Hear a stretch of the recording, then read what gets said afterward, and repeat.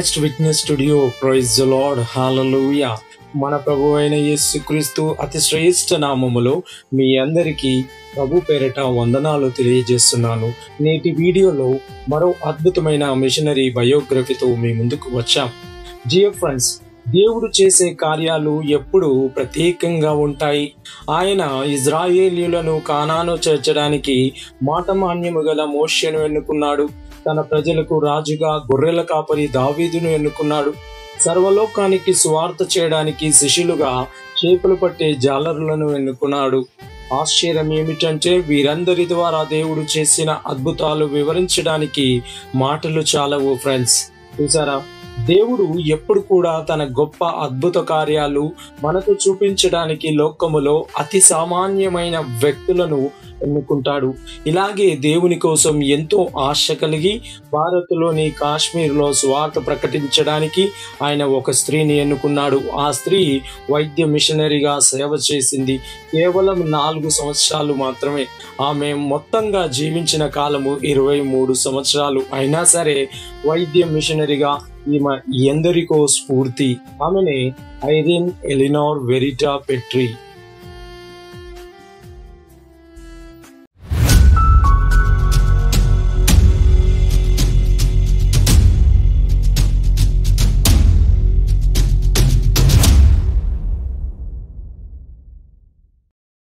Irene Eleanor Verity Petri.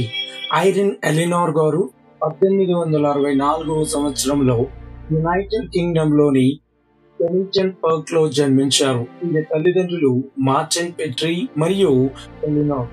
ఆమె తండ్రి సైన్యములో colonel గా ఉండేవాడు. ఐరిన్ గారు తన బాల్యములో ఇంట్లోనే ఉండి చదువుకుంది. తర్వాత NATing hill high school for girls లో చదువుకుంది.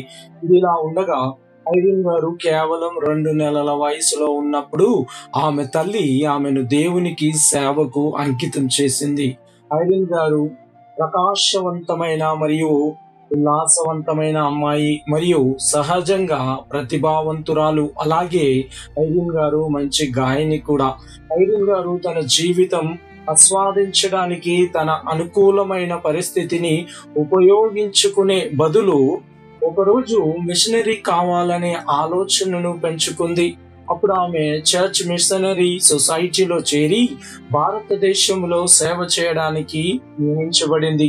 ఐరిన్ గారు 1893లో లాహోర్ చేరుకొని ప్రజల హృదయ విదాహారక పరిస్థితులను చూసి దుఃఖించింది.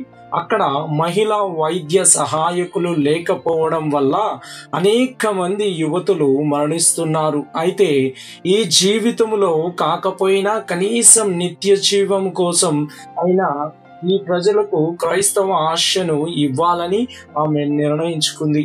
ఐరిన్ గారు లాహోర్ లోని ఒక చారిటబుల్ హోమ్ లో కొంతకాలం పనిచేసిన తర్వాత 1894లో ఆమె శ్రీనగర్ చేరుకుంది. అప్పుడు ఆమె శిక్షణ పొందిన నర్స్ గా ఆమె స్వచ్ఛందంగా ఇంటింటికి తట్టి మరికొంతమంది మహిళలకు వైద్య సంరక్షణ అందించింది.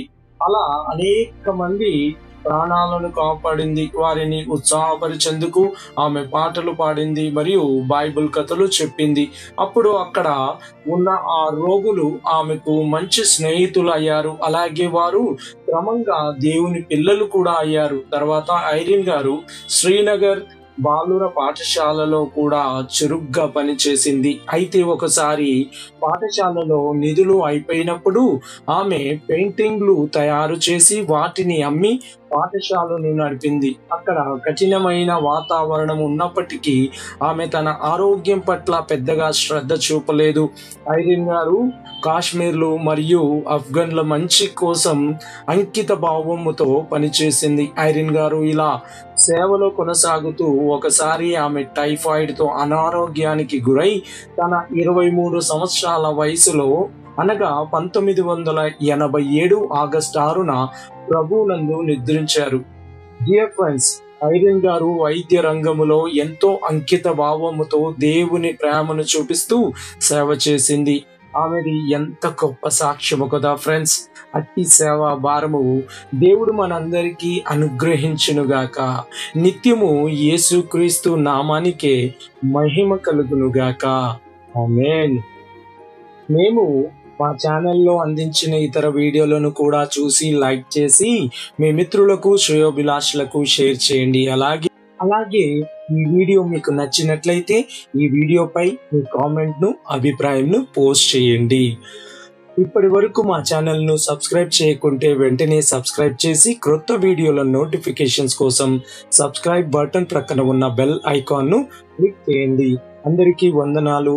Thank you. Praise the lord. God bless you all. Amen.